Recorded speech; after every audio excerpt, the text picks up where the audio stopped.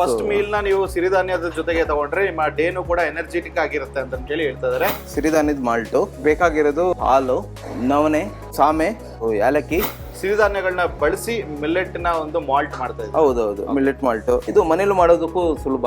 So ಇವಾಗ ನಾವು ಸ್ವಲ್ಪ ನವಣೆ ಹಾಕ್ತಾ ಇದೀವಿ, ನವಣೆ ಹಾಕೊಂಡು ಉರಿತಾ ಇದೀವಿ. ನವಣೆ ಹಾಕೊಂಡು ನವಣೆ ಜೊತೆಗೆ ಸಾಮೆ. ಸಾಮಾನ್ಯವಾಗಿ ಏನಂದ್ರೆ ನವಣೆ ಒಂದು ಸಿ ಗುಣ ಇದೆ, ಸಿ ಗುಣ. ಅದು ಬೇರೆ ಮಿಲೆಟ್ಸ್ ಅಲ್ಲಿ ಇಲ್ಲ, ರಾಗಿ ಮತ್ತೆ ಬೇರೆದ್ರಲ್ಲಿ. ಸೊ ಎಲ್ಲ ಏನು ಸ್ವೀಟ್ ಡಿಶಸ್ಗೆಲ್ಲ ಸ್ವೀಟ್ ಸ್ವಲ್ಪ ಎಲ್ಲೆಲ್ಲಿ ನಮಗೆ ಸ್ವೀಟ್ ತರ ಅನಿಸ್ಬೇಕು, ಆದರೆ ಸ್ವೀಟ್ ಅಲ್ಲ ಅನ್ನೋದಕ್ಕೆ ಎಲ್ಲದಕ್ಕೂ ನವಣೆ ಉತ್ತಮ. ನವಣೆ ಹಿಟ್ಟಲ್ಲಿ ನಾವು ಕುಕ್ಕೀಸು, ಕೇಕ್ಸು ಅದೆಲ್ಲ ತುಂಬ ಚೆನ್ನಾಗಿ ಬರ್ತದೆ ನವಣೆದು.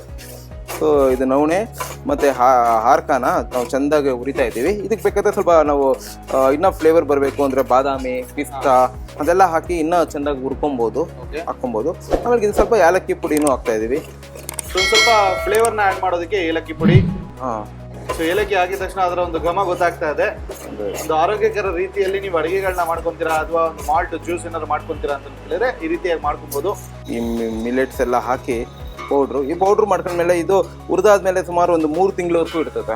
ಸೊ ಕೆಡಲ್ಲ. ಹುರಿದ್ಬಿಟ್ಟು ನೀವು ಅದನ್ನ ಇಟ್ಕೊಂಡ್ರೆ, ಹೌದು, ಹಸಿದು ಇಟ್ಕೊಂಡ್ರೆ ಕೆಲವು ಸರಿ ಹಾಳಾಗುವಂತ ಸಾಧ್ಯತೆಗಳಿರುತ್ತೆ. ಬಟ್ ಆದ್ರೆ ಅದನ್ನ ಒಂದು ಸ್ವಲ್ಪ ಹುರಿದ್ಬಿಟ್ಟು ನೀವು ಗ್ರೈಂಡ್ ಮಾಡಿ ಇಟ್ಕೊಂತೀರ 3 ತಿಂಗಳ ಕಾಲ ಇರುತ್ತೆ. 3 ತಿಂಗಳ ಕಾಲ ಇರ್ತದೆ.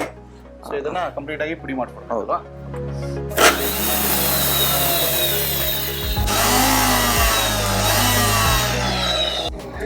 ಎಸ್, ಸೊ ಮಿಲ್ಲೆಟ್ನ ಪುಡಿ ರೆಡಿ ಆಗಿದೆ. ನೋಡಿ ಸರ್, ಇವಾಗ ಇದೇನಂದ್ರೆ ಈ ಪ್ಯಾನ್ಗೆ ಹಾಲು ಹಾಕಿ ಇದು ಹುರಿದಿರೋದ್ರಿಂದ ಆಮೇಲೆ ಇದಕ್ಕೆ ಸ್ವಲ್ಪ ನಾವು ನೀರು ಹಾಕಿ ಚೆನ್ನಾಗಿ ಮಿಕ್ಸ್ ಮಾಡ್ಬೇಕು ಸರ್.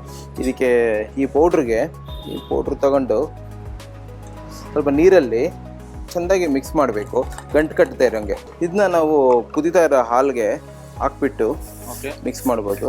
ಸೊ ಡಯಾಬಿಟಿಕ್ ಅವ್ರು ಸಾಮಾನ್ಯವಾಗಿ ಏನಂದ್ರೆ ಇದಕ್ಕೆ ಬೆಲ್ಲ ಏನು ಹಾಕಲ್ಲ, ಸೊ ಸ್ವೀಟ್ ಏನು ಹಾಕಂಗಿಲ್ಲ. ಬಟ್ ಮನೆಯಲ್ಲಿ ಬೇರೆಯವ್ರಿಗೂ ಕೊಡ್ಬೋದು ಅಂದ್ರೆ ಇದಕ್ಕೆ ಸ್ವಲ್ಪ ಬೆಲ್ಲದ ಪೌಡ್ರು ಏನೋ ಸೈಡಲ್ಲಿ ಇಟ್ಕೊಂಡು ಮಕ್ಕಳಿಗೆ ಎಲ್ರಿಗೂ ಕೊಡ್ಬೋದು, ನಾವು ಎಲ್ರಿಗೂ ಕುಡಿಬೋದು. ಸೊ ಇದು ಆರೋಗ್ಯಕರವಾಗೂ ಇರ್ತದೆ. ಆಮೇಲೆ ಐನ್ ಫೈಬರು.